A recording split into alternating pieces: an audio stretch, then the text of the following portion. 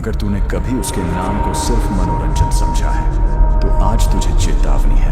यक्षिणी कोई कहानी नहीं, वो एक शक्ति है जो आत्मा को वश में कर सकती है। और अगर तूने उसे बुलाया तो या तो तू अमर होगा या मिट जाएगा बिना शोर के। उसकी आंखें तेरे मन को पढ़ती हैं और उसकी मौन सहमति से तेरी किस्मत बदल सकती है या जल सकती है, बस एक पल में।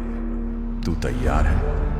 क्या तुम जानना चाहते हो उस स्त्री का नाम जो न देवी है न दानवी, लेकिन जिसे देखकर खुद देवता भी शांत हो जाए? वो जिसका सौंदर्य अग्नि जैसा है, गर्व चमकता हुआ, लेकिन अगर छू लिया तो जला देने वाला।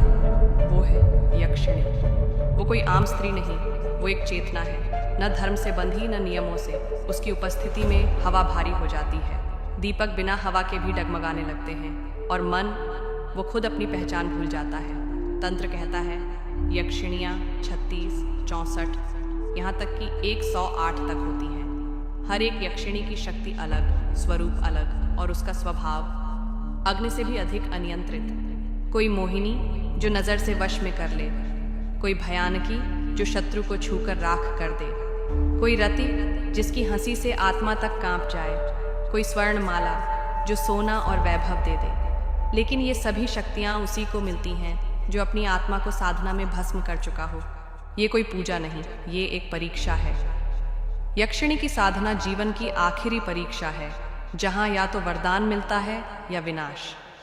जिस रात अमावस्या हो, जब चारों ओर सन्नाटा पसरा हो, जब सारी दुनिया नींद में डूबी हो और तू एकांत में दीपक जलाकर बैठा हो, वहीं से शुरू होती है यात्रा यक्षिणी के द्वार तक। दीपक की लौ जब स्थिर हो जाए, मंत्र जब सांसों के साथ जुड़ जाए और शरीर का स्पर्श भी खो जाए, तब वो पहली बार दृष्टि देती है। एक आभा, एक स्त्री, एक आकर्षण और एक आग, सब कुछ एक साथ। तू उसे देख नहीं सकता अगर तेरे भीतर वासना बाकी है। वो सौंदर्य नहीं दिखाती, वो तेरी नीयत को पढ़ती है। अगर तेरे मन में इच्छा है तो वो गायब हो जाएगी, लेकिन अगर तेरे मन में समर्पण है तो वो प्रकट होगी और कहेगी अब तू मेरा है। साधना के दौरान कई भ्रम आते हैं, आकृतियाँ दिखती हैं, आवाज़ें सुनाई देती हैं, देह कांपती है, आत्मा डरती है, लेकिन जो साधक इन सब से पार हो जाए वही यक्षिणी का साक्षात करता है। उसके बाद वो धीरे धीरे तुम्हारे चारों ओर प्रकट होती है। उसकी चाल में लय होती है, उसके वस्त्र हवा में तैरते हैं, उसकी आंखें किसी गहरे कुएं जैसी जिसमें झांको तो खुद को भूल जाओ। लेकिन यहाँ से शुरू होती है असली साधना। अब उसे सिर्फ देखा नहीं जाता, अब उससे संवाद होता है। पर वो भाषा से नहीं बोलती, वो चेतना से बात करती है। सवाल तेरे मन में उठते हैं, जवाब उसकी उपस्थिति से आते हैं। वो पूछती है, क्या तू मुझे पाना चाहता है या खुद को खोना? अगर तू पाना चाहता है तो वो मिटा देगी, लेकिन अगर खुद को खोने को तैयार है तो वो सब कुछ दे देगी। ये एक अद्भुत द्वंद्व है, शक्ति और समर्पण का।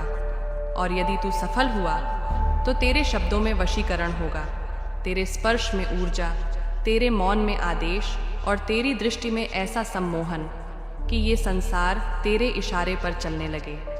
लोग तुझे रहस्य कहेंगे, कोई कहेगा सिद्ध, कोई तांत्रिक, कोई पागल, लेकिन तू जानता होगा कि तू किससे जुड़ चुका है। यक्षिणी तेरे साथ रहेगी, हर क्षण, हर श्वास में एक ऊर्जा बनकर। पर ध्यान रहे, अगर कभी तूने उसकी साधना अधूरी छोड़ी या उसका अपमान किया तो वही शक्ति जो तुझे आकाश तक पहुंचा सकती थी, तुझे धरती से भी नीचे गिरा देगी। यक्षिणी प्रेम करती है, लेकिन उसकी प्रेम भाषा तांडव है। वो कृपा देती है, लेकिन कृपा की शर्त है संपूर्ण समर्पण। अब फैसला तेरा है, क्या तू उस मार्ग पर चलने को तैयार है जहां वापसी नहीं? क्या तू अपनी आत्मा तक को अर्पित करने के लिए तैयार है? क्या तू डर, मोह, इच्छा सब कुछ त्याग चुका है? क्योंकि यक्षिणी किसी भी साधक की नहीं होती, वो सिर्फ उसी की होती है जो खुद को उसके चरणों में मिटा चुका हो।